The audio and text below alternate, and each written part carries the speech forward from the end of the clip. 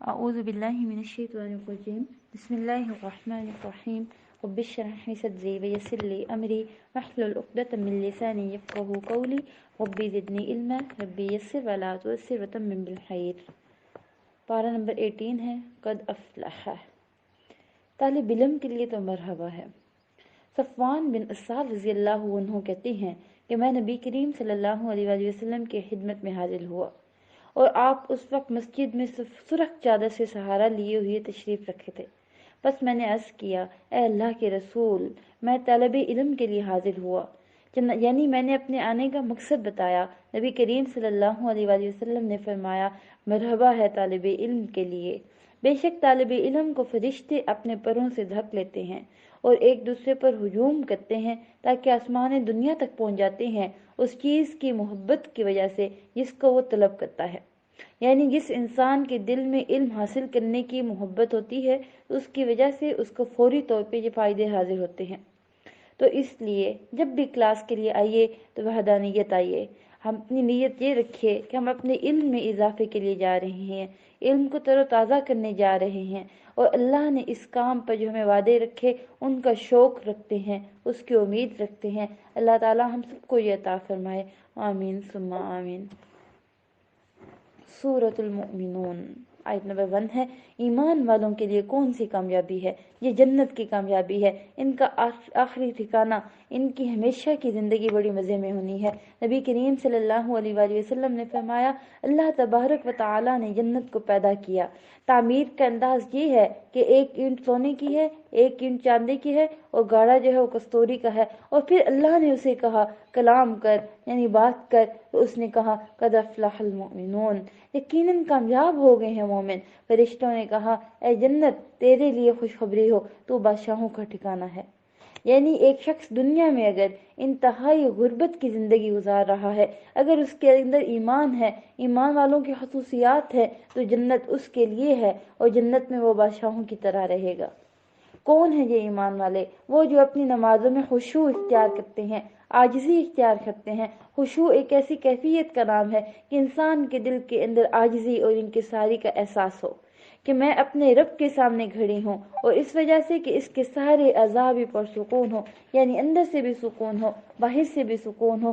خشوع میں عام طور پر سمجھا کیا جاتا ہے کہ شاید بہت روتے ہوئے نماز پڑھنا خشوع ہے۔ رونا خشوع نہیں ہے، یہ ایک حصہ ہے۔ اصل چیز یہ ہے کہ دل کا حاضر ہو، دل متوجہ ہو، اعضاء ہمارے پرسکون ہو۔ ایک چیز باطن سے تعلق رکھتی ہے، ایک ظاہر سے رکھتی ہے، یعنی ظاہر میں بھی انسان حرکت زیادہ نہ کرے، بار بار چیزوں کو ادھر ادھر نہ کرے۔ بعض اوقات لوگ کیا کرتے ہیں، نماز میں روتے ہیں تو اپنے ساتھ ٹیشو رکھ لیتے ہیں، ہاتھ میں پکڑ کر نماز پڑھ رہے، یہ خشوع کے خلاف ہے۔ اسی طرح دو ہاتھوں سے حرکت نہ کریں، جیسے اگر کوئی چیز مجبوراً اٹھانی پڑتی ہے یا ٹیشو لینا پڑا تو دو ہاتھوں سے اس کو نہ کھولیں، بلکہ جس طرح ہے ایک ہاتھ سے اس کو استعمال کریں۔ پھر بار بار کپڑے سنوارنا، آگے پیچھے کرنا، چادر پر نماز پڑھ رہے تو بار بار اس کو ٹھیک کرنا، یہ ساری چیزیں خشوع کے خلاف آتی ہیں۔ خشوع میں بھرپور اللہ تعالیٰ کی طرف ہماری توجہ رہنی ہے، یعنی دل نماز میں متوجہ ہو، جو کچھ ہم کہہ رہے ہوں ذہنی طور پر اس پہ حاضر ہوں، اور اس بات کا احساس غالب رہے کہ میں اللہ رب العزت کے سامنے کھڑی ہوں اور اپنے رب سے سرگوشیاں کر رہی ہوں۔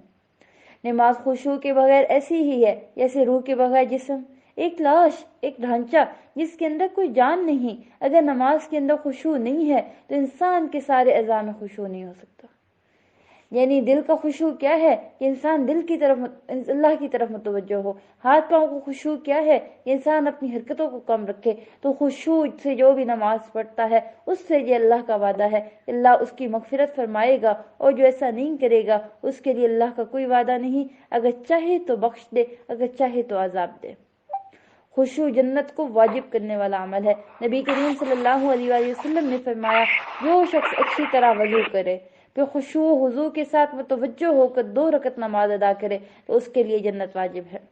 یعنی اگرچہ بڑا مشکل کام ہے، لیکن جو اس کو کرنے والے ہیں وہ کامیاب ہو جائیں گے، اور پھر ان کے لیے کامیابی ہی کامیابی ہے۔ نماز کا اجر جو ہے یہ بھی خشوع کے حساب سے ہمیں ملتا ہے۔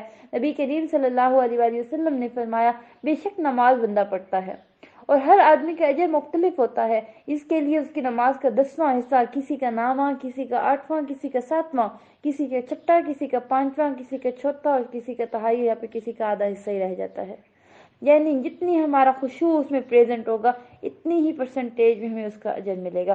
نبی کریم صلی اللہ علیہ وآلہ وسلم نے فرمایا اس امت سے سب سے پہلے خشوع اٹھا لیا جائے گا، یعنی ان میں صرف ایک بھی آدمی ایسا نہیں ہوگا جس میں خشوع تمہیں نظر آئے۔ تو اب ہمیں کیا کرنا ہے؟ انسان کو نماز کی طرف آنے سے پہلے نیت کرے کہ میں نے اطمینان کے ساتھ اللہ کے حضور حاضر ہونا ہے، اور نماز کے دوران بھی بار بار اپنے آپ کو سکون کی طرف لانا ہے۔ جلدی نماز نہیں پڑھنی، جلدی کی نماز سکون کے بغیر نماز خشوع والی نماز نہیں ہوتی۔ اپنے نفس کو یہ یاد دلانا ہے بار بار کہ تم کس کے حضور کھڑے ہو، کس سے سرگوشی کر رہے، پھر اسی طرح جیسے سورۃ فاتحہ پڑھتے ہوئے اللہ تعالیٰ کے جواب کو ذہن میں رکھیے۔ کیسے؟ الحمدللہ رب العالمین جب انسان کہتا ہے تو اللہ تعالیٰ ساتوں آسمانوں کے اوپر سے فرماتا ہے کہ میرے بندے نے میری حمد بیان کی۔ لیکن اگر ہم تیزی سے جواب کا انتظار ہی نہیں کرتے، بس پڑھتے ہی چلے جاتے ہیں، تو یہ خشوع کے خلاف ہے۔ انسان پھر کہتا ہے الرحمن الرحیم، اللہ فرماتا ہے میرے بندے نے میری ثنا کی۔ جب تم کہتے ہیں کہ مالک یوم الدین، اللہ فرماتا ہے میرے بندے نے میری بزرگی بیان کی۔ کیا تم نہیں جانتے جب ہم کہتے ہیں کہ ایاک نعبد و ایاک نستعین، تو اللہ تعالیٰ فرماتے ہیں کہ میرے اور میرے بندے کے درمیان یہ آدھا آدھا ہے۔ کیا تم نہیں جانتے جب ہم کہتے ہیں اہدنا الصراط المستقیم، تو اللہ تعالیٰ فرماتے ہیں یہ میرے بندے کے لیے ہے، میں نے اسے دے دیا جو اس نے مانگا۔ یعنی دعا قبول ہوتی ہے اس وقت۔ تو بہرحال انسان جب اپنے آپ کو عاجز کرتے ہوئے اللہ کے حضور حاضر ہوگا کہ وہ بادشاہ ہے، میں اس کے سامنے کھڑا ہوا ہوں، تو کافی حد تک یہ انسان کے اندر خشوع پیدا کرے گا۔ اور دوسرا کیا کہ دنیا کی زندگی بار بار جو ہمیں یاد دلا رہی ہوتی ہیں، اس وقت سوچیں کہ یہ مچھر کے پڑھ کے برابر بھی نہیں ہے، تو میں اس کے بارے میں کیوں سوچ رہی، میں اپنے رب کی طرف متوجہ کیوں نہیں ہوں۔ اللہ تعالیٰ ہم سب کو ایسی توجہ جو ہے وہ نصیب فرمائے۔ آیت نمبر 3 پہ آئیے، یاد رکھیے نماز میں خشوع تب آتا ہے جب انسان عام زندگی میں بیہودہ باتوں سے بچتا ہے۔ یعنی نماز سے پہلے کی جو بھی ہماری کیفیت ہوتی ہے وہ نماز میں ریفلیکٹ کرتی ہے۔ اگر آپ نماز سے پہلے غصے کی حالت میں کسی کو ڈانٹ کر کے آئے ہیں، یا نماز سے پہلے کسی کو مارا، یا اس سے پہلے آپ نے کوئی جھوٹ بولا، تو سوال ہی پیدا نہیں ہوتا کہ آپ کی نماز میں خشوع آ جائے۔ اس لیے ضروری ہے کہ انسان اللہ کی راغب ہونے کے لیے اپنے آپ کو اور خصوصاً اپنی زبان کو، اپنے عمل کو لغو سے، بیہودہ فضول باتوں سے بچا لے۔ لغو ہر وہ چیز ہوتی ہے جس سے کوئی فائدہ نہیں ہوتا، تو جو شخص اس سے بچتا ہے وہ حرام سے بھی بچتا ہے، اس طرح وہ بڑے گناہوں سے بھی بچ سکتا ہے۔ نبی کریم صلی اللہ علیہ وآلہ وسلم نے فرمایا اللہ تعالیٰ کا ذکر کثرت سے کیا کرتے تھے، خود بھی اس سے گفتگو سے نہیں کیا کرتے، نماز لمبی پڑھتے، خطبہ مختصر کرتے، اور اسلام کا حسن طریقہ بھی یہی بتاتے تھے کہ انسان بے فائدہ چیزوں کو چھوڑ دے۔ حدیث میں آتا ہے ایک نماز کے بعد دوسری نماز کے درمیان اگر کوئی لوگ نہ ہو تو یہ علیین میں باعث ہے، یعنی علیین کا مقام اس کو ملتا ہے۔ انسان کا نام اعمال پھر علیین میں درج ہوتا ہے، پھر وہ بلند درجے میں لکھا جاتا ہے۔ پھر مال کی زکوٰۃ ادا کرتے ہیں، اپنے نفس کا تزکیہ کرتے ہیں، یعنی حصی اور مانوی دونوں اعتبار سے۔ آیت نمبر 8 میں آئیے، ایمانت اور عہد و پیمان بار بار قرآن مجید میں مال کی زکوٰۃ بھی ادا کرتے ہیں، اپنا نفس کا تزکیہ کرتے ہیں، یعنی حصی طور پر بھی اور پھر مانوی طور پر بھی۔ آیت 8 میں آتا ہے ایمان اور عہد و پیمان، یعنی ایمانت بار بار قرآن مجید میں عہد کا ذکر آیا۔ اندازہ کر سکتے ہیں کہ کتنا اہم ہے اپنی جو بھی ہم اپنی کمٹمنٹ کریں ان کو نبھانا۔ ایمانت اور عہد ہر اس کام کا مجموعہ ہے جو انسان اپنے ذمہ لے لیتا ہے، یعنی کوئی بھی ڈیوٹی کا کوئی بھی وعدہ، کوئی بھی بات جو ہم مان جاتے ہیں کہ ہاں میں کروں گا، خواہ وہ آپ کا دین کا ہو یا دنیا کا ہو۔ یہ نہیں ہے کہ صرف دین کے کام ہے، دنیا کے کام میں جیسے آپ کرتے رہیں، نہیں، یہ دونوں میں ہے، خواہ دین ہے یا دنیا ہے، قول ہے یا فعل ہے۔ لوگوں کے ساتھ مل جل کر رہتے ہوئے جو وعدے کیے جاتے ہیں ان کا، جیسے شادی ہے، ایک کانٹریکٹ ہے، یہ بھی ایک عہد ہے کہ شوہر اور بیوی اس بات کا عہد کرتے ہیں کہ ہم ایک دوسرے کے حقوق ادا کریں گے، تو ان تمام چیزوں کو پوری طرح ادا کرنا چاہیے، تب انسان جنت میں جانے کا اہل ہوتا ہے، کیونکہ ساری خوبیاں ان کی بتائی جا رہی جو جنت میں جانے والے ہیں۔ آیت 9 میں آئیے، نمازوں کی حفاظت کا مطلب ان کو وقت پر ان کی شرائط کے ساتھ ادا کرنا۔ اب آپ دیکھیے شروع میں بھی اور آخر میں بھی نماز کا ذکر کیا گیا۔ نماز کے آغاز میں خشوع کا ذکر ہے، اختتام پہ حفاظت کا ذکر ہے، یعنی عاجزی کے ساتھ نماز میں داخل ہوئے، ساری شرائط پوری کرتے ہوئے نماز ادا کر کے اس سے فارغ ہوتے ہیں۔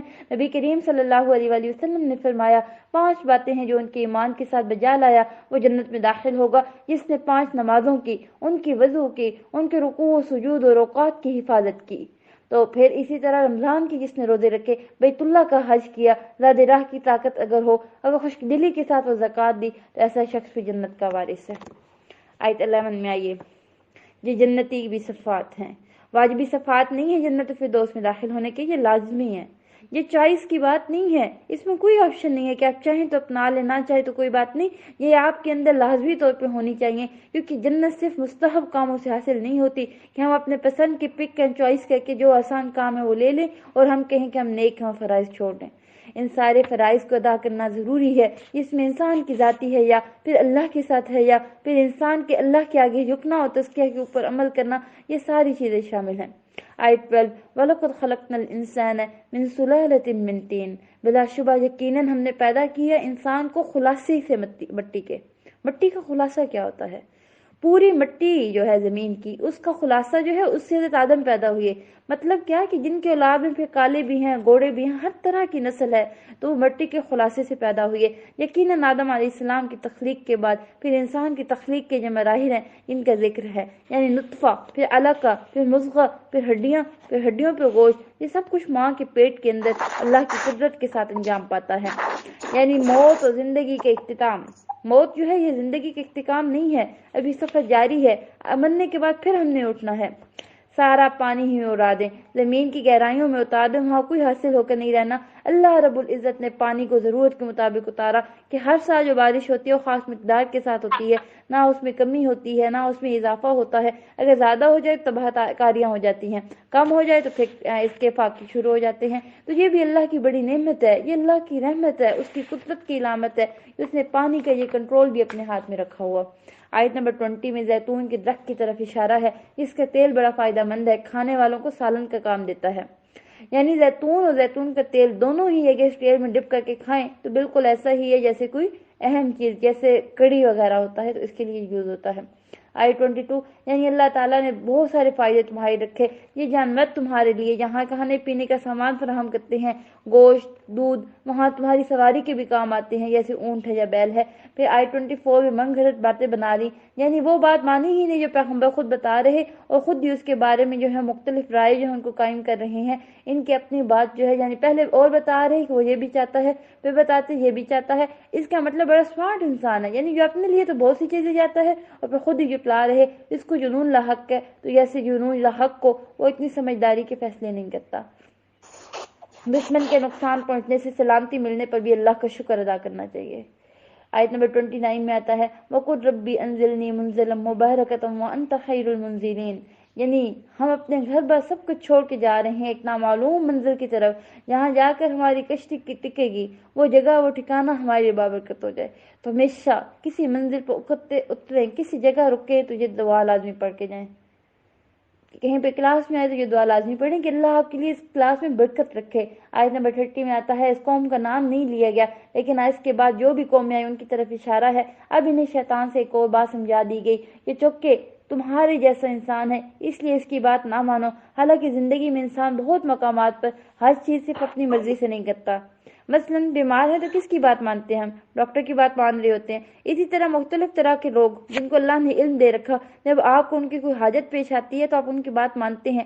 اسی طرح جس پہ اللہ کی طرف سے وحی آتی ہے تو انسان اس کی بات نہ مانے، یہ کہہ کہ فضول سی دلیل دے کے کہ چونکہ جو ہماری طرح کا کھاتا پیتا ہے اس کی بات مت سنو، اگر تم نے اس جیسے آدمی کے اطاعت کر لی تو پھر خسارے میں ہو، یعنی آخرت پر یقین نہیں رکھتے، جو ان کے بڑے چھوٹے پن کی بات ہے۔ اور آج بھی یہ سوچ ہماری پائی جاتی ہے کہ بس یہی زندگی ہے دنیا کی، مرنے کے بعد دوبارہ کسی نے کوئی اٹھنا ہی نہیں ہے۔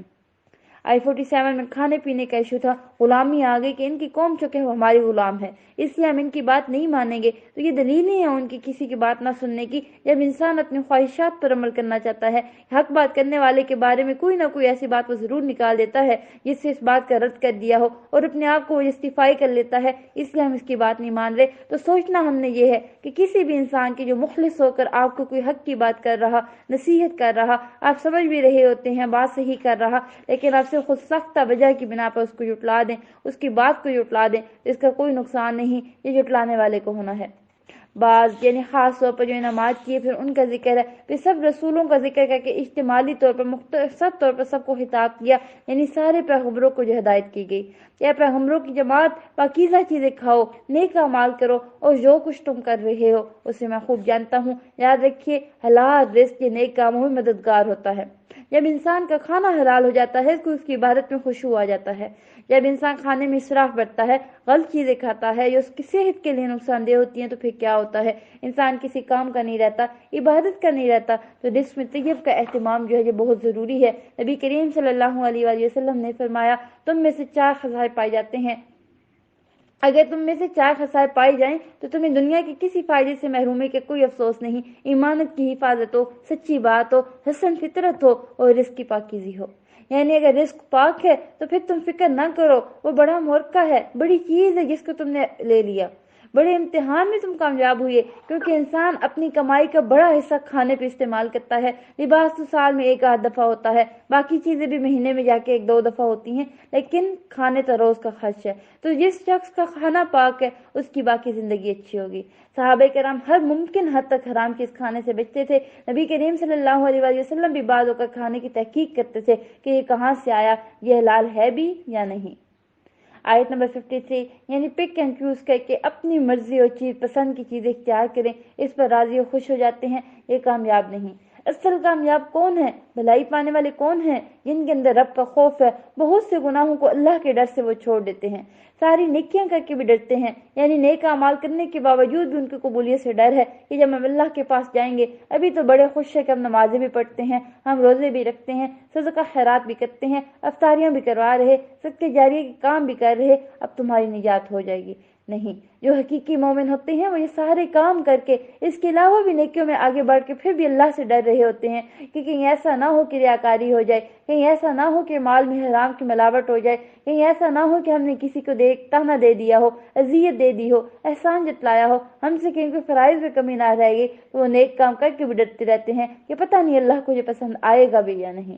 اب دیکھیے، دنیا میں جس سے ہمیں محبت ہوتی ہے، جس کی قدر و قیمت ہمارے دل میں ہوتی ہے، جب ہم اس کے لیے کوئی بھی کام کرتے ہیں تو ہمارا کیا دل ہوتا ہے، کیا شوق ہوتا ہے کہ جو چیز ہم نے اس کو دی، جو کام ہم نے اس کو کیا، وہ اس کو پسند آ جائے، وہ اس پر خوش ہو جائے۔ اور جب ہمیں پتہ چلتا ہے کہ اس کو پسند آ گیا تو ہماری خوشی دوبالا ہو جاتی ہے۔ وَلِلَّهِ الْمَثَلُ الْأَعْلَىٰ، اور اللہ تو کائنات کا بادشاہ ہے، اس کے لیے کتنے اسٹینڈرڈ کے کام ہمیں کرنے ہیں، کتنے معیار کے کام کرنے ہیں، اور ہم اس پہ کوتاہی کرتے ہیں۔ اپنی نمازوں کو دیکھتے ہیں، باقی اعمال کو دیکھ لیں، قرآن کی سمجھ دیکھ لیں، ایک آیت اٹھا کر دیکھ لیں، کوئی پوچھے کہ اس میں کیا سمجھا ہے تو کیا ہوگا؟ کچھ بھی نہیں۔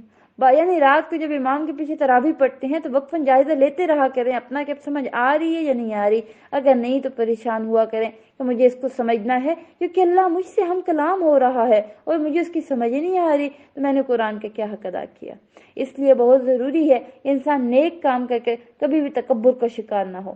حضرت عائشہ رضی اللہ عنہ فرماتی ہیں، میں نے نبی کریم صلی اللہ علیہ وآلہ وسلم سے اس آیت کے بارے میں پوچھا، والذین یؤتون ما آتوا وقلوبهم وجلۃ انہم الی ربہم راجعون۔ عائشہ رضی اللہ عنہ نے عرض کیا کہ کیا یہ وہ لوگ شراب پیتے ہیں اور چوری کرتے ہیں؟ آپ نے فرمایا، اے صدیق کی بیٹی، نہیں، اس سے مراد وہ لوگ ہیں جو روزے رکھتے ہیں، جو نماز پڑھتے ہیں، جو صدقہ دیتے ہیں اور اس بات سے ڈرتے ہیں کہ کہیں ایسا نہ ہو کہ ان سے قبول نہ کیا جائے، یہی لوگ ہیں جو نیکیوں میں جلدی کرتے ہیں، کیونکہ وہ کیے ہوئے کو کافی نہیں سمجھتے، نیکیوں پر اتراتے نہیں ہیں، فخر کر کے بیٹھ نہیں جاتے، بہت ہو گیا، انف، اب تو کچھ نہیں کرنا، آئندہ کے لیے وہ منصوبے بناتے ہیں۔ آیت نمبر 61، اور یہ نہیں دیکھتے کہ کون کون نہیں کر رہا، وہ یہ دیکھتے ہیں کہ کون کر رہا ہے اور مجھ سے کون زیادہ ہے، میں نے اس سے آگے نکلنا ہے۔ یعنی حق کے ساتھ ساری باتیں کھول کر ہمارے نام اعمال رکھ دیا جائے گا، تو کس بات سے غافل ہیں کہ ہمارا نام اعمال تیار ہو رہا۔ پھر وہ ایک دن بولے گا، سبحان اللہ، یہ کتاب بول پڑے گی، انسان کے خلاف گواہی دے گی، انسان کہے گا میں نے یہ کام بھی کیا اور یہ بھی کیا، وہ کہے گا وہ تو تم نے ضائع کر دیا، وہ تو نے کیا ہی نہیں تھا جہاں پہ۔ یہ انسان کا کیا حال ہوگا؟ دیکھیے، کبھی آپ نے اپنے پرس میں $10 رکھے ہیں، پھر دوبارہ دیکھیں وہ نہ ہو تو کیا حال ہونا ہے آپ کا۔ عجیب پریشانی ہوتی ہے نا کہ کہاں گئی آخر میں، کہیں گرا دیے، کہیں رکھ کے بھول گئی، کہیں خرچ کر دیے، کبھی ذہن میں آ ہی نہیں رہا ہوتا، خواہ کتنی چھوٹی وہ ہماری رقم کیوں نہ ہو۔ تو سوچئے، اگر ہم $1000 اللہ کے راستے میں دیتے ہیں اور کل وہ ہمارے نام اعمال میں نکلتا ہی نہیں تو کیا پریشانی ہونی ہے۔ کہ وہ تو میں نے دیے تھے، زکوٰۃ میں نے دی تھی، وہ گئی کہاں؟ وہ صحیح جگہ نہیں دی تھی، پوری کیلکولیشن سے نہیں دی تھی، صدقہ کر کے احسان جتلایا تھا، ریاکاری اور فخر کیا تھا، تو ختم، وہ نہیں ہے یہاں پہ۔ اس وقت انسان کو اپنے اعمال کے اجر کی سب سے زیادہ ضرورت ہوگی۔ وہ جیسے سورۃ بقرہ میں اس بوڑھے شخص کی ہم نے مثال دی گئی تھی نا، کہ جس کا باغ تھا، وہ سارا باغ ساری زندگی کے لگایا ہوا جل جائے، اور عین بڑھاپے میں اولاد بھی کمزور ہے، تو ہمیں نیک اعمال بھی کرنے ہیں، اس کو سنبھالنا بھی ہے، یعنی صرف اللہ کی رضا کے لیے اس کی حفاظت کرنی ہے، ریاکاری سے بچنا ہے، احسان جتلانے سے بچنا ہے، کام کر کے غلط باتوں سے بچنا ہے، کیونکہ بعض انسان اپنے منہ سے ایک غلط بات نکالتا ہے جس کے نتیجے میں اس کے سارے اعمال ختم ہو جاتے ہیں، سب کے سب ضائع ہو جاتے ہیں، اس کے پاس کچھ بھی نہیں رہتا۔ اس کی زبان کی حفاظت کرنی ہے۔ بعض اوقات ہم گھر والوں کے لیے پکاتے ہیں، ان کو کھلاتے ہیں، ہر چیز ان کے تھکتے ہیں، پھر ساتھ ہی تانے بھی دے دیتے ہیں، یعنی خالص غذا نہیں کھلاتے یا پھر، تو اس کا نتیجہ کیا ہوتا ہے؟ سارے کیے کرائے پہ پانی پھر گیا۔ تو یہ سیم نیکیوں کا بھی اسی طرح ہے کہ ہم نے ان نیکیوں کو کیا اور اس کے بعد ان کو سنبھالنا ہے۔ بعض آیات کو سن کر واپس چلے جاتے ہیں اپنے گھمنڈ میں، لوگ میری آیاتوں کو افسانے سمجھتے ہیں اور غور و فضول باتیں کرتے ہیں، یعنی اہل عرب قرآن سنتے، بے کعبہ کے باہر بیٹھ کے اپنے مجلسیں اور ٹولیاں جماتے، پھر ان میں اکٹھتے قرآن پر تنقید کرتے، راتوں کو بیٹھ کر کسے کہانیاں کرتے اور قرآن کو چھوڑ دیتے۔ یہ قابل قبول بات نہیں ہے۔ آیت نمبر 69، ابن عباس رضی اللہ عنہ کہتے ہیں، اس کا مطلب یہ ہے کہ کیا وہ نبی کریم صلی اللہ علیہ وآلہ وسلم کو پہچانتے نہیں تھے جب آپ چھوٹی عمر میں تھے اور جب بڑے ہوئے؟ کیا وہ آپ کی حسب نسب، آپ کی صداقت، آپ کی ایمانت، دیانت، آپ کے عہدوں کو پورا نہیں جانتے تھے؟ ام لم یعرفوا رسولہم، کیا ان کو نہیں پتا کہ ان کا رسول کون ہے؟ ساری زندگی تو اس نے ان کے سامنے گزاری، ان کے درمیان گزاری، ان کے کردار، ان کے اخلاق، ان کی مانت، ان کی صداقت، سب کچھ ان کے سامنے ہے۔ سب کچھ جاننے کے باوجود وہ آپ سے اعراض برت رہے ہیں، پھر آپ کو جھٹلا رہے ہیں۔ حقیقت یہ ہے کہ انسان، قرآن جو ہے وہ انسان کی ساری نفسیات کو، حالات کو، عادات کو سامنے کر کے لاتا ہے، یعنی اس کی اچھائیوں، خوبیوں، برائیوں سب کو واضح کر کے بیان کرتا ہے، ایک آئینے کی طرح جس سے ہم اپنے آپ کو دیکھ سکتے ہیں، اور دیکھتے رہنا چاہیے قرآن سنتے ہوئے، قرآن پڑھتے ہوئے، کہ اس میں سے کوئی چیز ایسی تو نہیں جو میرے اندر ہو۔ کوئی اچھائی بتائے گی تو اس کو اپنے ڈھونڈیں کہ یہ میرے اندر ہے یا نہیں، کوئی غلط عادت بتائے گی تو اس کو دیکھیں کہ یہ میرے اندر ہے یا نہیں۔ آیت نمبر 72، ایک داعی دین کے لیے وہ صلہ جو رب دیتا ہے وہ سب سے بہتر ہوتا ہے۔ اس دین کی دعوت لوگوں سے مال حاصل کرنے کے لیے یا لوگوں سے فائدہ اٹھانے کے لیے نہیں دینی چاہیے، کیونکہ جو صلہ، جو بدلہ اللہ کی طرف سے انسان کو ملتا ہے وہ سب سے بہترین ہے۔ آیت نمبر 80، یعنی یہ ساری اللہ کی طاقت کی نشانیاں ہیں، ساری قدرت کا مالک وہ ہے، یعنی جس شخص کو یہ پتہ ہو کہ اللہ اتنا بڑا ہے، اتنا عظیم ہے، وہ اس نے ایک نہیں 7 آسمان بنائے، عرش عظیم بنایا، پھر تمہیں اس سے ڈر نہیں لگتا کہ تمہاری پکڑ بھی سکتا ہے تمہاری غلطیوں پر؟ تو گویا اللہ کی معرفت اللہ کی خشیت میں اضافہ کرتی ہے، اور معرفت وہی معرفت ہے جس سے خوف پیدا ہو، خشیت آئے، اور ایسے ہی لوگ اصل میں علم والے ہوتے ہیں۔ آیت 88، یعنی اللہ ہی کی حفاظت کرتا ہے، اور کوئی چیزیں کو اللہ سے چھڑا کر نہیں لے کے جا سکتا، اور کوئی اور حفاظت کر رہا تو اللہ اسے پکڑنے کی پوری قوت رکھتا ہے، یعنی جس کی مدد اور اس کا امن اللہ ارادہ کر لے، اللہ کی مدد اس کو امن فراہم کرنے کا، تو اس کو دور کرنے والا کوئی نہیں، اور اگر اللہ تعالیٰ اسے دور کر دے تو پھر کوئی اس کو پاس لانے والا نہیں۔ آیت نمبر 91، دوسرے لفظوں میں تو کائنات کا انتظام جو اتنے سکون کے ساتھ چل رہا، یہ بذات خود اس بات کی دلیل ہے کہ اس کا کنٹرول اس ہستی کے پاس ہے۔ کوئی مشین، کوئی بھی چیز، چاہے گھر ہی کیوں نہ ہو، اس کا کچن کیوں نہ ہو، اگر ایک دوسرے لوگوں کو اجازت دے دیں کہ جہاں سے چیز چاہیں وہ اٹھائیں، جہاں رکھ دیں، کوئی مسئلہ نہیں، اگلے دن کام کرنا بڑا مشکل ہو جانا ہے۔ جو گھر کی مالکہ جو بھی ہوتی ہے وہ ہر چیز کو ایک خاص سرکل میں لے کے چل رہی ہوتی ہے، کسی دوسرے کے مداخلت کو اسے برداشت ہی نہیں ہوتی، کیونکہ اس سے فساد ہوتا ہے، لڑائی جھگڑے ہوتی ہے۔ ساس بہو کی جھگڑے میں بنیادی وجہ کیا ہے؟ کہ ساس اپنے پرانے طریقے سے گھر چلانا چاہتی ہے، بہو جو ہے وہ اپنے ماڈرن طریقے سے چلانا چاہتی ہے، دونوں میں کلیش ہو گیا، نتیجہ کیا ہوا؟ الگ ہونا پڑا۔ تب سکون آتا ہے، کام جو ہے درستی نہیں ہوتا۔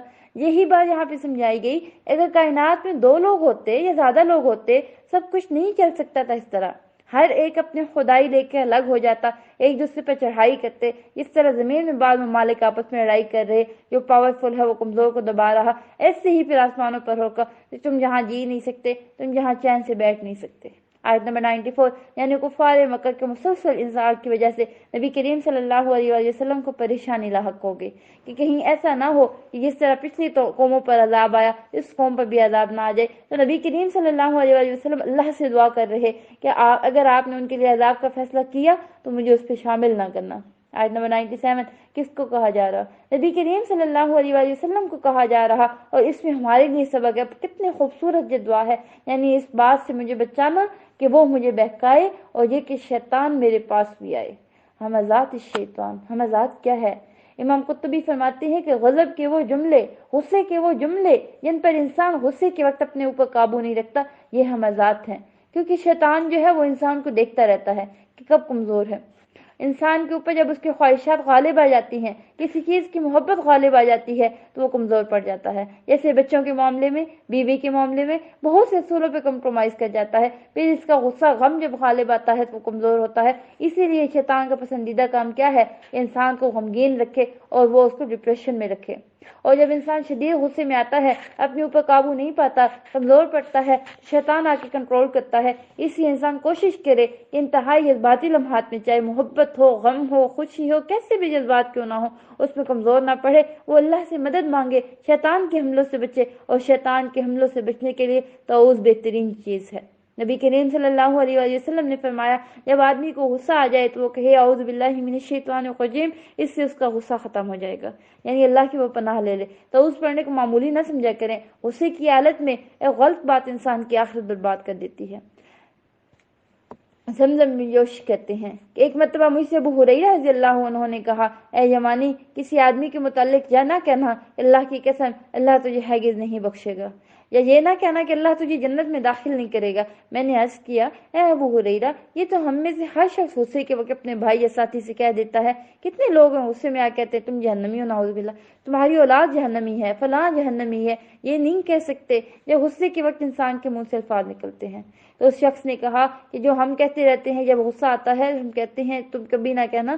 میں نے نبی کریم صلی اللہ علیہ وآلہ وسلم کو یہ فرماتے ہوئے سنا کہ بنی اسرائیل میں دو آدمی تھے، ان میں سے ایک بڑا عبادت گزار تھا اور دوسرا اپنی ذات پر بڑی زیادتی کرتا تھا، یعنی گناہ گار تھا، لیکن دونوں ایک دوسرے کے دوست بنے ہوئے تھے۔ عبادت گزار ہمیشہ دوسرے کو گناہ کرتے دیکھتا تو بھائی سے کہتا چھوڑو ان گناہوں کو، چھوڑ دو، تو یہ کہتا کہ میرے رب اور میرے رب کا معاملہ ہے، یہ مجھ پہ چھوڑ دو، کیا تم میرے پہ نگہبان بھیجے ہوئے ہو؟ ہم عام لوگ پہ یہ کہتے ہیں نا کہ کوئی ہمیں کہے کہ یہ کام چھوڑ دو تو ہم سیدھا کیا کہتے ہیں کہ یہ میرا رب کا معاملہ ہے، تم کیوں مجھ پہ نگران آتے ہو؟ ایک دن اس نے گناہ کرتے دیکھا، اس نے کبیرہ گناہ کیا، کبیرہ گناہ اس کو سمجھا، یعنی بڑا عظیم گناہ تھا وہ۔ عبادت گزار نے کہا تیری بربادی ہو، اسے چھوڑ دے۔ اس نے کہا میرے اور میرے رب کے معاملے کو مجھ پہ چھوڑ دو، کیا تم مجھ پہ نگران ہو؟ اس نے یہ کہہ دیا اللہ کی قسم اللہ تجھے کبھی نہ بخشے گا، یعنی تم جو حرکتیں کر رہے ہو یہ تمہاری بخشش نہیں ہوگی، اللہ تجھے کبھی جنت میں داخل نہیں کرے گا۔ ان دونوں جملوں میں سے کوئی کہا اس نے، پھر اللہ نے ان دونوں کے پاس ملک الموت کو بھیجا، اسی وقت ان دونوں کی روح قبض کی، دونوں کو مارا، دونوں رب کے حضور حاضر ہوئے۔ اللہ نے گنہگار سے فرمایا تو میرے رحم اور کرم کی وجہ سے جنت میں داخل ہو جاؤ، اور دوسرا جو نیک تھا اس کو فرمایا تو میرے فیصلوں کو کیا جانتا تھا، کیا جو میرے کچھ میرے ہاتھ میں اس کا تو منتظم تھا، اسے جنت میں لے جاؤ۔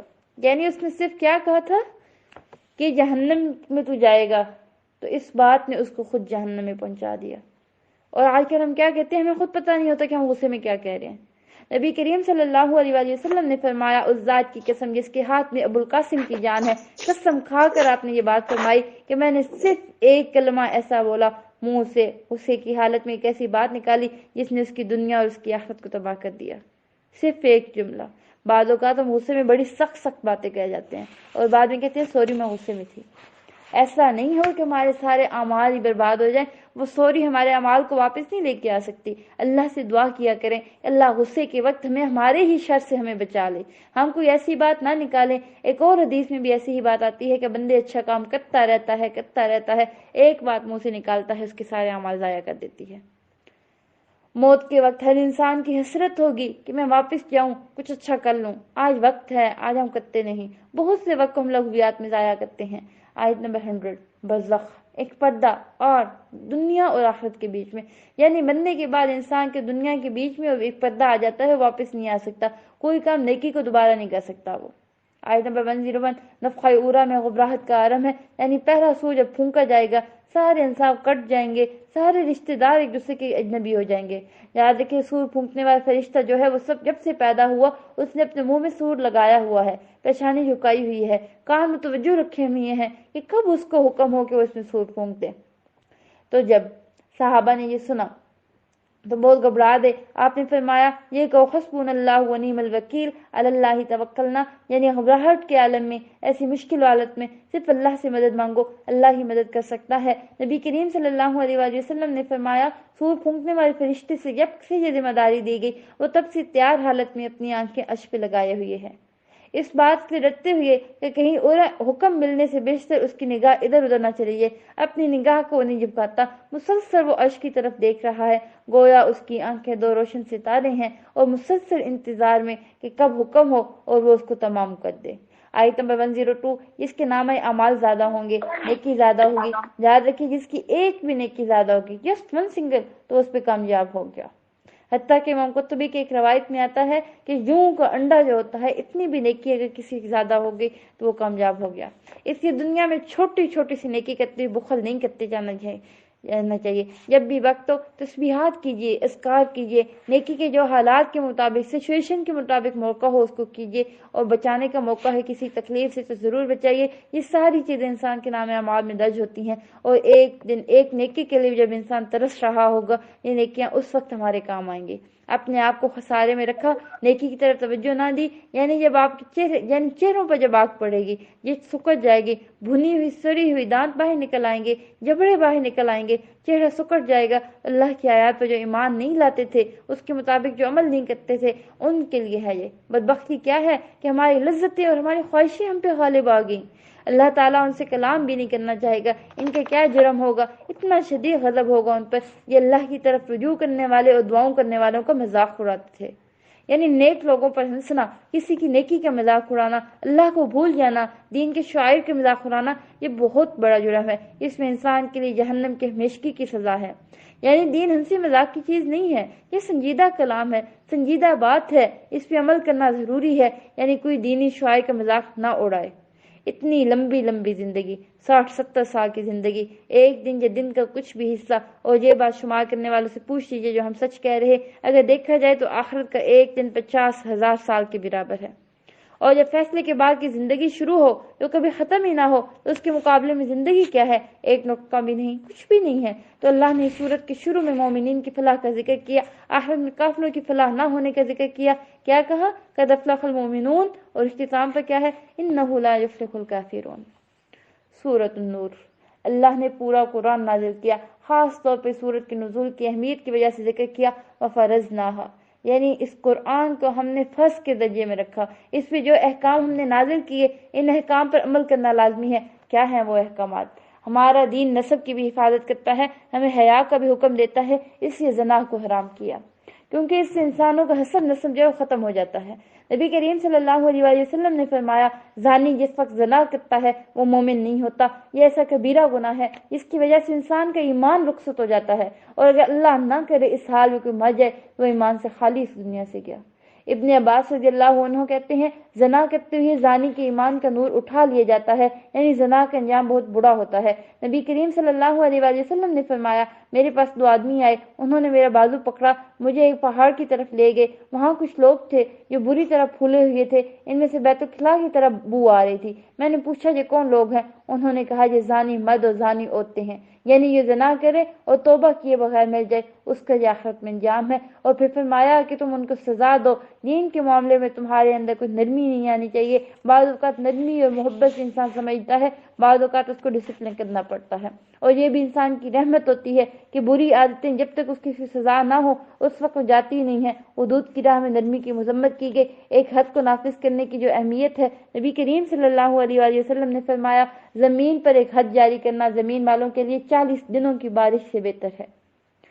آیت نمبر 3، یعنی جب پتہ چل جائے کوئی لڑکا یا لڑکی جو زنا کے کام میں ملوث ہے، اس عادت بد کا شکار ہے، تو باز نہیں آ رہا یا آ رہی، تو اس بچے کا رشتہ وہاں نہیں کرنا چاہیے۔ ہاں وہ آپس میں ایک دوسرے سے کر لیں، یعنی اچھی نیت سے نکاح وہ نہیں کر سکتے، صرف اس صورت میں جب سچی توبہ کے بعد موجود ہے وہ، یعنی کسی شخص کے ایسا غلط کام ہوا، کوئی شخص نان مسلم تھا، اس کے ہاں حرام حلال کی پرواہ نہیں ہوتی، وہ پچھلی زندگی ایسی کسی خرابی کا شکار رہا، پھر اس نے سچے دل سے توبہ کی، مسلمان ہو گیا، اب وہ کسی اگر مسلمان لڑکے سے شادی کرنا چاہتا ہے تو توبہ کے بعد شادی ہو سکتی ہے۔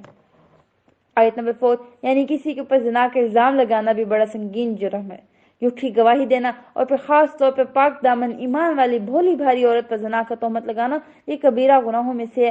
نبی کریم صلی اللہ علیہ وآلہ وسلم نے فرمایا، جس شخص نے کسی مومن کے بارے میں کوئی ایسی بات کہی جو اس میں نہیں تھی، اس بات سے اس نے بدنام کیا، اللہ اس کے جہنم کی پیٹ ڈالے گا، یعنی اس بات کا وہ مستحق ہے یہاں تک کہ وہ اپنی بات سے باز آ جائے۔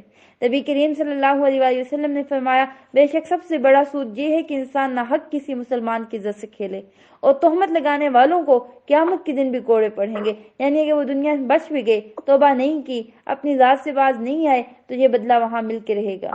یاد رکھیے، انسان کو کسی کے بارے میں کوئی ایسی بات نہ سننی چاہیے، نہ کسی کی بات میں ہاں ملانی چاہیے، نہ مزے لینے چاہیے، نہ ایسی بات کو آگے پھیلانا چاہیے۔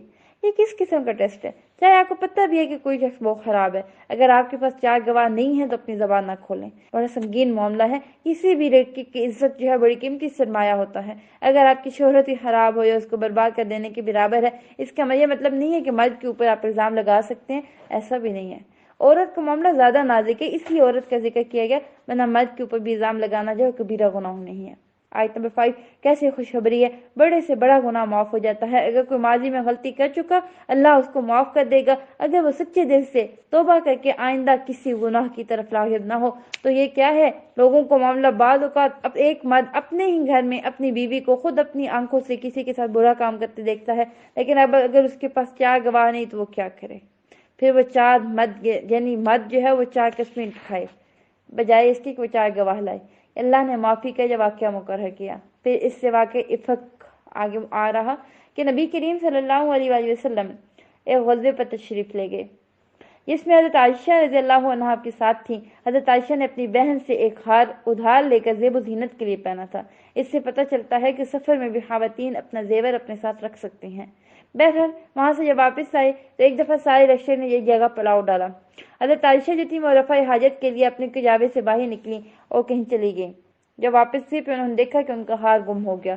اس کو ڈھونڈتے ڈھونڈتے جب واپس پہنچی تو لشکر وہاں سے نکل چکا تھا۔ اب وہ جس جگہ تھی وہیں بیٹھی رہیں۔ حضرت صفوان بن معطل جو تھے، ان کی ڈیوٹی تھی کہ قافلے کے پیچھے رہیں اور جو چیزیں گری ہوں یا جو بھی سامان انہیں ملتا ہے وہ لیتے ہوئے مدینہ پہنچے۔ انہوں نے دیکھا کہ عائشہ رضی اللہ عنہا بیٹھی تھی، کیونکہ پردے کے احکام نازل ہونے سے پہلے وہ ان کو دیکھ چکے تھے۔ انہوں نے فوراً انا للہ و انا الیہ راجعون پڑھا اور اپنا اونٹ پاس کھڑا کیا، اس پر ان کو سوار کیا اور اس کے بعد راستے بھر کوئی بات نہ کی۔ لیکن جب یہ مدینہ میں ان کو لے کر داخل ہوئے تو منافقین کے سردار عبداللہ بن ابی نے حضرت عائشہ رضی اللہ عنہا پر زنا کا الزام لگا دیا، اور یہ جان بوجھ کے پیچھے رہیں کہ ان کے شخص کے ساتھ نعوذ باللہ غلط تعلقات تھے اور یہ زنا کر کے واپس پہنچی ہیں، صحیح سلامت نہیں آئی ہیں۔ یہ کوئی جھوٹی بات نہیں تھی، بہت بڑی بات تھی یہ۔ بہرحال یہ بات اس نے اپنے سکر میں کہی، آگے پھیلتی گئی، ہر شخص پریشان تھا۔ 1 مہینے تک وہی نازل نہ ہوئی۔ مدینہ کی جو فضا تھی وہ بڑی ٹینس ہو گئی۔ اس کے بعد اللہ رب العزت نے حضرت عائشہ کی برات میں یہ آیات نازل کی، یعنی منافقین کا ٹولہ، جس کے پھر میں چند مخلص لوگ بھی جو تھے وہ آگے۔ سبحان اللہ، اتنی تکلیف سے نبی کریم صلی اللہ علیہ وآلہ وسلم گزرے۔ حضرت عائشہ، ان کے والدین، مخلص مسلمان سارے کے سارے مدینہ والے انتہائی پریشانی اور غم کے عالم سے گزر رہے، کسی کے پاس کوئی جواب نہیں تھا۔ حضرت عائشہ پر ایک پہاڑ ٹوٹ پڑا غم کا۔ اللہ رب العزت اتنے شدید غم اور تکلیف کے واقعے کو کہتے ہیں کہ اس میں بھی خیر ہے۔ سبحان اللہ، اس سے چھوٹی چھوٹی تکلیفوں پر انسان کو پازیٹیو ایٹیٹیوڈ ہونا چاہیے کہ اس میں بھی خیر ہے، اس میں فائدہ ہوگا، اس سے میرے گناہ ختم ہوں گے، اس سے میرے اندر میچورٹی آئے گی، یہ چیز میری لرننگ میں اضافہ کرے گی۔ کیونکہ ہر واقعہ، ہر چیز جس سے انسان گزرتا ہے اس کے اندر وہ میچورٹی کا اگلا لیول لے کر ہی آتا ہے۔ اس واقعے کو دیکھیے، اس میں بھی خیر ہے۔ اس میں عائشہ کے بارے میں پھر برات نازل ہوئی، آیات باقاعدہ نازل ہوئی، قیامت تک پڑھی جانے والی ہیں۔ اللہ نے ان کو عزت بخشی اور بہتان لگنے کی وجہ سے ان کا ثواب بہت زیادہ ہو گیا۔ اس میں عام مومنوں کے لیے نصیحت ہے کہ ایسے واقعات کے میں کیا کرتے ہیں، اور پھر یہ ہے کہ بہتان لگانے والوں پر حد بھی جاری ہوئی تو اسلام کا ایک قانون بھی سامنے آیا۔ ایک دفعہ یہ ذکر کیا تو کتنا کہ 2 دفعہ زیادہ، بس جتنا اس کو پڑھا اتنا ہی انہیں گناہ کماتے گئے۔ سوچے کہ منافقین یہ بات سن کر بھی نہیں پگھلتے تھے۔ سچی قرآن کہتا ہے لا یشعرون لا یفقہون، ان کو سمجھ نہیں آتی، ان کو شعور ہی نہیں۔ اگر انسان کے اندر سمجھ ہو تو اشارہ کافی ہوتا ہے. دوسرے کی پٹائی ہو رہی ہو تو اپنے بارے میں ڈرتا ہے، مجھ سے کوئی ایسی غلطی نہ ہو، میری اس طرح کی پکڑ نہ ہو. دوسرے کو بھی وہ عبرت لیتا ہے، ہاں کہ بات اس پہ خود آ جائے تو نصیحت ہی نہ پکڑے. اخلاق ہمیں یہی سکھاتا ہے کہ کسی کی کوئی بھی بری بات سنے ہمیں یقین نہیں کرنا چاہیے، ہمیں اس کا دفاع کرنا چاہیے، اس کو بہتان کہنا چاہیے. آیت نمبر 15، بغیر علم کے، بغیر دلیل کے جو بات کر رہے ہوں اس میں بچنا چاہیے، گناہوں کو حقیر نہیں سمجھنا چاہیے. ابن سیرین کہتے ہیں، اللہ کی قسم جو گناہ مجھ سے ہو گئے ہیں ان پر نہیں روتا، بلکہ میں ان گناہوں پر روتا ہوں جنہیں میں نے حقیر جانا، جبکہ وہ اللہ کے ہاں انتہائی سنگین ہیں. بعض اوقات انسان کوئی غلط کام کرتا ہے، کہتا ہے کوئی بات نہیں، معمولی سی بات ہے، اللہ معاف کرنے والا ہے کوئی بات نہیں، کہتے کہتے گناہ پہ گناہ کرتے چلا جاتا ہے. ایسے گناہوں پر اللہ توبہ نہیں کرتا، قبول بھی نہیں کرتا. جب گناہوں کو ہم گناہ سمجھیں گے تو اس پر توبہ کریں گے. جس گناہ کو ہم نے گناہ ہی نہیں سمجھا، ہم نے اس کو ہنسی مذاق سمجھ لیا، وہی بعد اوقات چھوٹے چھوٹے گناہ اٹھ کر ہمارے لیے آگ بھڑکانے کے لیے کافی ہو جاتے ہیں. آیت نمبر 16، نبی کریم صلی اللہ علیہ وسلم کی بیوی کے بارے میں اچھی گواہی کیوں نہ لی. اب اللہ رب العزت فحش کلامی سے، بے حیائی کے، جسموں کو ننگا کرنے سے، ان کی تشہیر کرنے سے، ان سب چیزوں سے منع کرتا ہے. نبی کریم صلی اللہ علیہ وسلم نے فرمایا، بے حیائی اللہ کو پسند نہیں، بے حیا سے اور بے حیائی کی تلاش کرنے والے سے بغض رکھتا ہے، اور قیامت اس وقت تک قائم نہیں ہوگی جس وقت ہر طرف سے بے حیائی اور تکلف اور فحش گوئی جو ہے وہ عام نہ ہو جائے. استغفر اللہ. یعنی اس طرح کے موضوع پر اللہ کو بات کرنا بھی پسند نہیں. نبی کریم صلی اللہ علیہ وسلم نے فرمایا، بے شک بے حیائی جو ہے یہ اسلام سے کوئی تعلق نہیں. اس کا اسلام کے اعتبار سے لوگوں میں سب سے اچھا وہ شخص ہے جس کا اخلاق سب سے عمدہ ہو. بعدوں کا لوگ کیا کہتے ہیں، گالیاں ہمیں دیتے ہیں ننگی، وہ اسی میں شامل ہو جاتا ہے. یعنی انسان کو اپنی زبان پہ بھی کنٹرول رکھنا چاہیے، غصے میں بےہودہ بات نہیں کرنی چاہیے. آیت 21، یہ بات بار بار کہی جا رہی کہ نازک معاملات میں اللہ نے تمہیں سنبھالا ہے، پاک دامنی اللہ سے مانگنی چاہیے. اب یہ واقعہ ہو گیا، الزام لگانے والے میں مصلح بن اساسہ بھی تھے جو حضرت ابوبکر صدیق کے قریبی رشتہ دار تھے، مسکین مہاجر تھے، آپ کے پاس کوئی آمدنی کا ذریعہ نہیں تھا. حضرت ابوبکر صدیق نے ان کا وظیفہ لگایا ہوا تھا، ان کی مدد کرتے تھے. جب آپ کو پتہ چلا کہ انہوں نے آپ کی بیٹی پر الزام لگانے میں حصہ لیا تو انہوں نے قسم کھا لی کہ میں آئندہ اس کی مدد نہیں کروں گا. پھر کیا ہوا، اللہ نے آیات نازل کی، سبحان اللہ، اتنا بڑا قصور جو دل کو پار پار کر دے اس کو بھی معاف کر دو. اور خاص طور پر اس کی پچھلی زندگی کی نیکی کو دیکھ لو، اس نے کبھی تم پر کوئی احسان کیا تھا. یہاں پر خاص طور پر مصلح کے مہاجر فی سبیل اللہ ہونے کا ذکر ہے. اگرچہ انسان تھے، غلطی ہو گئی، لیکن ان کی قربانیاں بھی ہیں. یعنی اگر تم معاف کر دو گے اللہ تمہیں معاف کرے گا. جس طرح کا تم درگزر کرو گے اسی طرح کا اللہ درگزر کرے گا. اور بدبار انسان کی صفت ہوتی ہے جب اسے قدرت حاصل ہو تو وہ انتقام نہ لے، یعنی اس سے درگزر سے کام لے. تو معاف کرنے میں سکون ہے، اطمینان ہے. حسین بن غیاث کہتے ہیں کہ جب کوئی شخص تم میں سے کسی اور کی شکایت کرے کہ فلاں نے میرے ساتھ یہ ظلم کیا، اس سے کہو کہ میرے بھائی سے معاف کرو، کیونکہ معاف کرنا تقویٰ کے زیادہ قریب ہے. اگر وہ کہے کہ میرا دل معاف نہیں کر سکتا، میں تو بدلہ لوں گا، تو جیسے اللہ نے مجھے حکم دیا تو مجھ سے کہو، اس صحیح طرح سے وہ بدلہ لے سکتا ہے تو لے لے، ورنہ معافی کے دروازے کی طرف پلٹ آئے، کیونکہ بڑا وسعت والا وہ دروازہ ہے. معاف کر دے اور اصلاح کر دے، اس کا اجر اللہ کے ذمہ ہے. معاف کرنے والے کو اپنے بستر پر آرام سے سو جاتا ہے، بدلہ لینے والا جو دن رات متفکر رہتا ہے اس کا خون کھولتا ہے. حدیث میں آتا ہے، نبی کریم صلی اللہ علیہ وسلم نے فرمایا، درگزر کیا کرو اللہ تمہیں عزت دے گا. سبحان اللہ، کتنی بڑی خوشخبری ہے کہ معاف کر دو، اس سے تمہاری عزت زیادہ ہونی ہے. یعنی لوگ تمہیں گرانا چاہتے ہیں، اللہ تجھے اٹھائے گا. معاف کرنے سے عزت میں اضافہ ہوگا. جو اللہ کے لیے تواضع اختیار کرتا ہے اللہ اس کی بلندی عطا فرماتا ہے. نبی کریم صلی اللہ علیہ وسلم نے فرمایا، جو بندہ کسی کے ظلم کو معاف کر دے اللہ قیامت کے دن اس کی عزت بڑھا دے گا. خبیث باتیں خبیث لوگوں کو زیب دیتی ہیں. اب واقعہ جب ہو گیا، یہ واقعہ سبب بنا اس صورت کے نازل ہونے کا، ان آیات کے نازل ہونے کا، اور مسلمانوں کو معاشرتی زندگی کے آداب سکھانے کا، ان تمام چیزوں کو حکم بتانے کا، تاکہ اس نتیجے میں پہنچے اور پہلے سے ایسے اصولوں پر عمل کریں جن کے نتیجے میں ان بری مشکلات، جتنی بڑی بڑی مشکلات آئیں تو ان سے وہ بچ سکیں. آیت نمبر 27، پہلا حکم ہمیں دیا گیا کہ اچانک کسی کے گھر میں مت جائیں. ہو سکتا ہے کسی لڑکی پہ کوئی نظر پڑ جائے، ہو سکتا ہے کوئی عورت اکیلی ہے، تمہاری نیت خراب ہو جائے، تو گھر میں سلام کر کے داخل ہونا چاہیے، چاہے وہ اپنا گھر ہے چاہے وہ کسی اور کا ہے.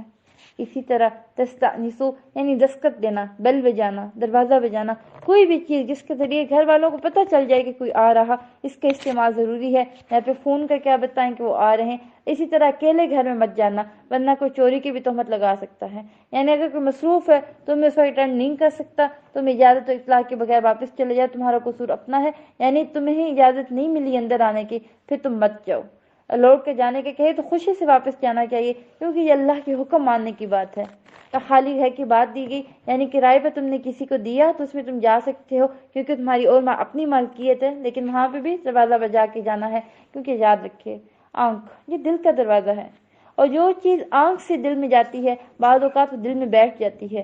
آنکھ کے فتنے کے بچنے کی کوشش کرنی چاہیے، ایسی چیزوں پر نگاہ نہیں ڈالنی چاہیے، یعنی نگاہ بھر کر نہیں دیکھنا چاہیے۔ مردوں کے لیے بھی ہے، آگے عورتوں کے لیے بھی یہی حکم کہ جو انسان کو زنا کی طرف لے جائے، حرام کی طرف لے جائے، غلط چیز کی طرف لے جائے، دنیا کی محبت، خواہشات اور حسرتیں دل میں پیدا کرے۔ نبی کریم صلی اللہ علیہ وآلہ وسلم نے فرمایا ابن آدم پر اس کی زنا سے حصہ لکھ دیا گیا جو لامحالہ اسے ملے گا، بس وہ آنکھوں کا زنا دیکھنا ہے۔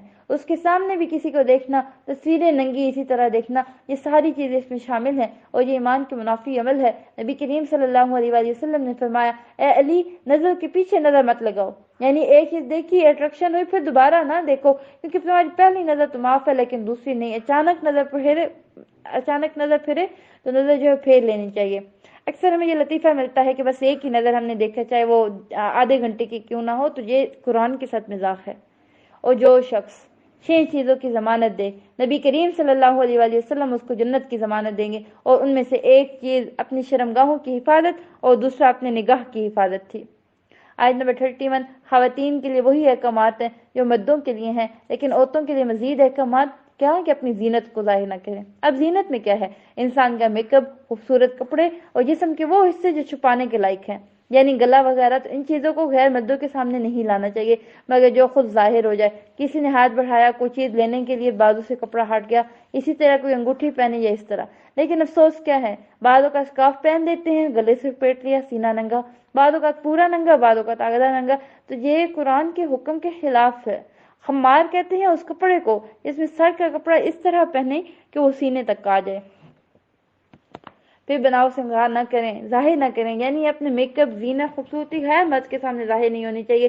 عورتیں پاؤں میں بجنے والا زیور پہنتی ہیں یا کوئی ایسی جوتا پہن لینا جس میں ہیل وغیرہ ہے، تو بعد پوری مارکیٹ جو متوجہ ہو جائے کہ کون آ رہا کون جا رہا، تو ایسا یہ عورت کی ناپسندیدہ عمل ہے۔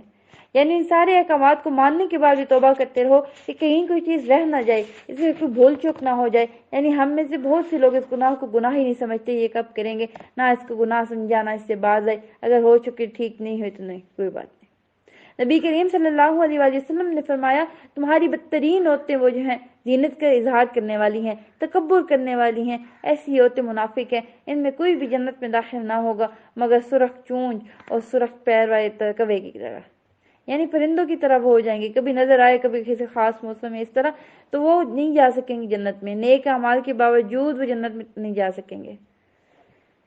آیت نمبر 32، جو سنگل ہے ان کا نکاح کرو تاکہ وہ زنا کی طرف نہ جائیں، رشتہ ملنے پر نکاح میں تاخیر نہیں ہونی چاہیے۔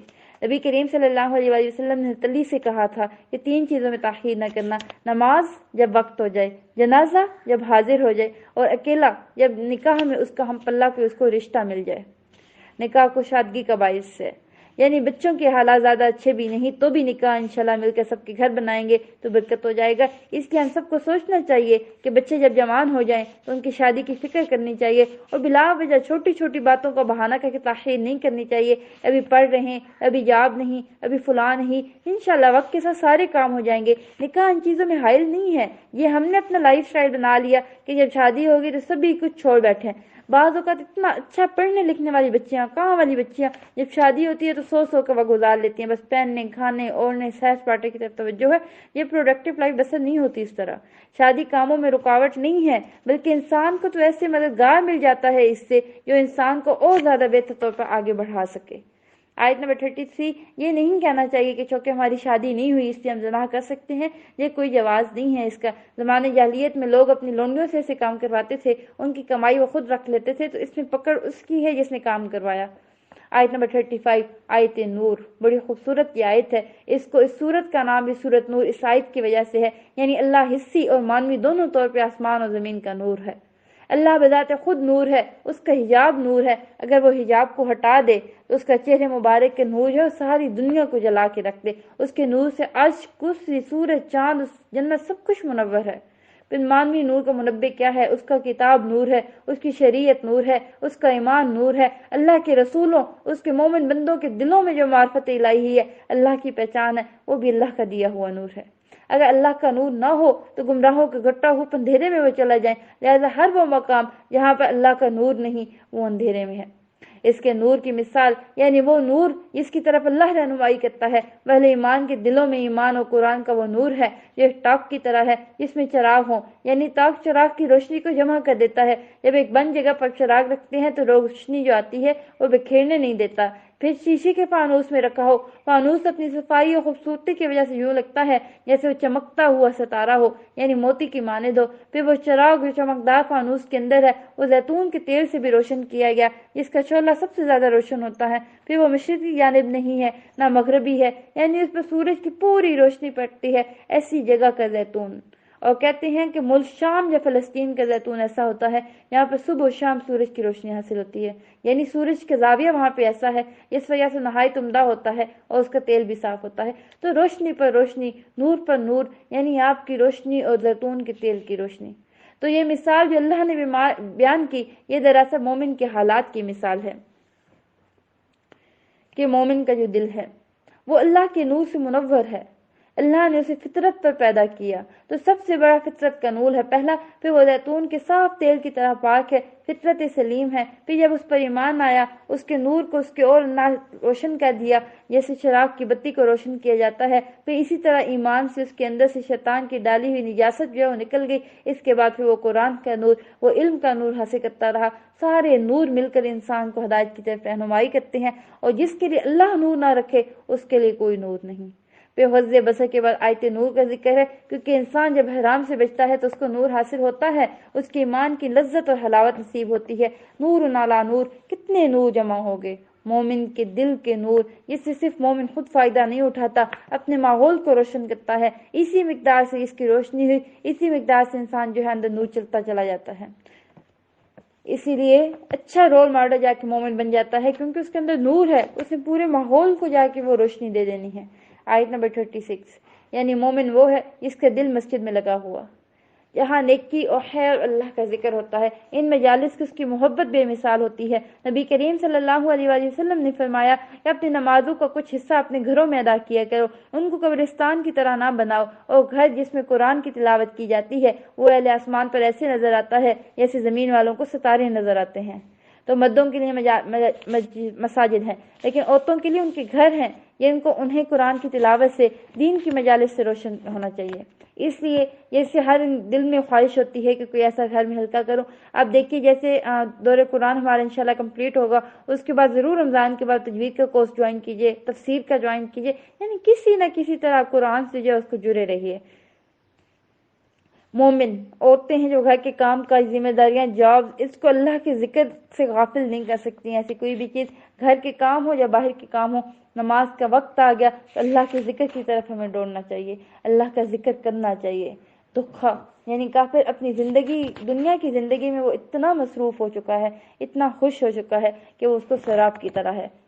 اس کی وہ خوشی اور جس چیز کو وہ سمجھتا ہے کہ یہ میری کامیابی ہے، وہ دراصل یوں اس کے قریب پہنچتا ہے کہ سوچتا ہے کہ یہ کچھ نہیں تھا۔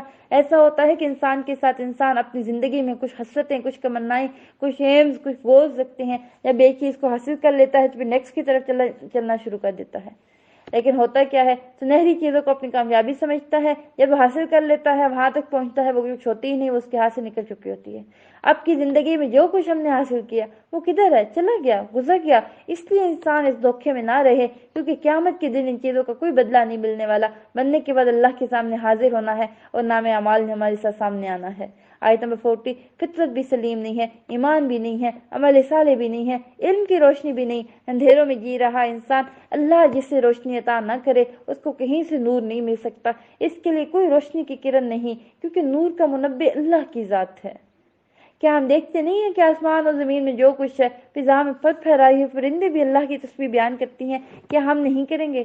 ہر مخلوق کو اپنی نماز اور تسبیح کا طریقہ معلوم ہے، کیا ہمیں بھی معلوم ہے یہ طریقہ؟ پتہ بھی نہیں چلتا بادل ایک جگہ سے دوسری جگہ جا پہنچتے ہیں، سارا کچھ چل رہا، کوئی نہ کوئی چیز ہمارے اوپر سے، پیچھے سے، آگے سے، ہر جگہ سے گزر رہی، پھر ہم دیکھتے ہیں درمیان سے بارش کی قطرے آ جاتے ہیں۔ یہ کس کی قوت ہے؟ یہ کس کی قدرت ہے؟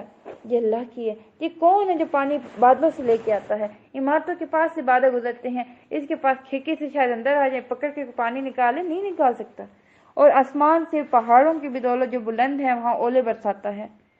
پھر سبحان اللہ، یہ کریشن اللہ کی طرف سے بیان کی گئی۔ یہ رہنمائی دو طرح سے ہوتی ہے، ایک ہوتی ہے علم کی رہنمائی، ایک ہوتا ہے توفیق، یعنی علم آنے کے بعد اس پر عمل کرنے کی توفیق جو ہے وہ بھی اللہ کی طرف سے ہو۔ اللہ سے دعا مانگنی چاہیے۔ سبحان اللہ، اللہ کے رسول پھر راضی ہیں، یعنی ایمان کیسا ہے، اندر اندر چور ہے کہ نبی کریم صلی اللہ علیہ وسلم کے پاس وہ نہیں آتے۔ پھر آیت کیا ہے؟ مفلحون، اور یہاں پہ کہا گیا فائزون، یعنی دونوں میں شرط کیا ہے؟ اللہ اور اس کے رسول کی بات پر لبیک کہنا۔ پھر قسم نہ کھانے کا کہا گیا۔ پھر بار بار تکرار، کیسے الگ ہے اللہ کی اطاعت اور رسول کی اطاعت؟ الگ نہیں ہے، یہ دونوں ایک ہیں۔ نماز قائم کرو، زکوٰۃ ادا کرو، رسول کی اطاعت کرو، یعنی اللہ نے اپنے ذکر کا بھی ذکر نہیں کیا، بس اتنا کہا کہ نبی کی اطاعت کرنا۔ اب نبی کی اطاعت کیا ہے؟ صرف زندگی میں تھی؟ نہیں، آپ کے ان رسول ہمارے بھی ہیں، ہمارے لیے بھی آپ کے بہت ضروری ہے کہ ہم قرآن کے ساتھ حدیث کا مطالعہ کریں۔ ہم دیکھیں گے حدیث میں کیا ہے۔ پھر چھوٹے بچے جو ہیں وہ جب کمرے میں جائیں، یعنی نماز فجر سے پہلے اگر والدین کے بیڈ روم میں نہیں جائیں اجازت کے بغیر، پھر ظہر کے وقت، اولا کے وقت جب کپڑے اتارے ہوں، یا عشاء کی نماز کے بعد، یہ تینوں اوقات تمہارے لیے پردے کے ہیں۔ ان اوقات کے علاوہ دوسرے اوقات میں بلا اجازت جانے کی ضرورت نہیں، یعنی بلا اجازت جا سکتے ہیں، کوئی گناہ نہیں۔ اب دیکھیے کس قدر پرائیویسی کا لحاظ ہے کہ چھوٹے بچوں کو بھی ایکسپوز نہیں ہونا چاہیے کہ شوہر اور بیوی کے آپس میں کیا تعلقات ہیں۔ اب بعض مائیں بچوں کو واش روم میں لے کے چلی جاتی ہیں، ان کے سامنے ننگا نہا لیتی ہیں، حیرت ہوتی ہے کہ یہ تو بالکل کامن سینس کی بات ہے۔ پوچھنے پہ پتہ چلتا ہے کہ بچے روتے ہیں، ان کا کوئی بندوبست نہیں۔ بچے بندوبست نہیں ہے تو کر کے دکھائیے، اگر پھر بھی نہیں ہو رہا تو آپ کپڑوں میں نہا لیجیے، ان کو ننگا نہ دکھائیے، کیونکہ بچپن کے ان کے سامنے اگر حیا کے تقاضے جہاں پامال کر دیے گئے، بڑے ہو کے وہ اللہ کے حکم سے نافرمانی ہی کریں گے۔ آیت 60 میں 2 شرائط بیان کی گئی کہ عورت بوڑھی ہو چکی ہو لیکن شادی کی امید نہ ہو، اگر اپنی چادر یعنی باہر جاتے ہوئے بڑی چادر لی جاتی ہے وہ اتار لے تو اس پر کوئی گناہ نہیں، بشرط زیب و زینت کی نمائش کرنے والی نہ ہو، یعنی اپنے آپ کو ظاہر نہ کرنے والی ہو۔ اگر وہ چادر اتارنے سے پرہیز کرے تو یہ بات اس کے حق میں بہتر ہے، اللہ جانتا ہے سب کچھ۔ پھر آیت نمبر 61 مومنوں کے آپس کا تعلق بتایا گیا، ایک دوسرے کے لیے وسیع دل کے مالک ہوتے ہیں، ایک دوسرے کو کھانے پہ ویلکم کرتے ہیں، کھانے والا بھی کسی قسم کی جھجک اور محسوس نہیں کرتا۔ خاص طور پر رشتہ داروں کے علاوہ دوستی کا ذکر کیا گیا، کیونکہ دوستی وہ ایک رشتہ ہوتی ہے اور بعض اوقات خون کے رشتوں سے بھی زیادہ یہ رشتہ بڑھ جاتا ہے۔ ابن عباس رضی اللہ عنہ کہتے ہیں دوست رشتہ داروں سے زیادہ تاکید والا ہے، کیونکہ انسان اس کے ساتھ بعض اوقات زیادہ وقت گزارتا ہے، اور پھر خاص طور پر کچھ ملکوں میں دیکھیں یہاں کوئی بھی اپنے رشتہ دار نہیں ہوتے، وہاں دوستی رشتہ داریاں لے لیتی ہیں، جگہ لے لیتی ہیں ایسی۔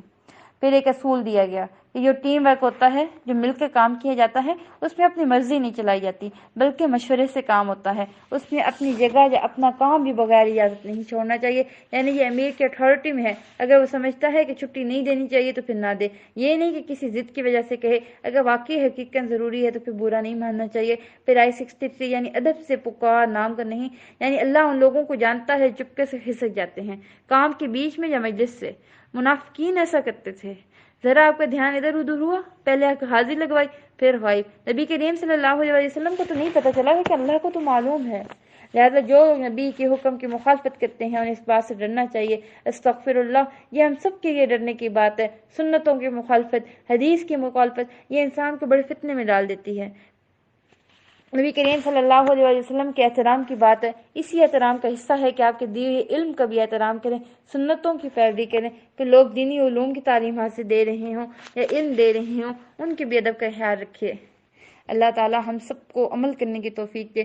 سبحانک اللہم بحمدک، نشہد ان لا الہ الا انت، نستغفرک ونتوب الیک۔ السلام علیکم ورحمۃ اللہ وبرکاتہ۔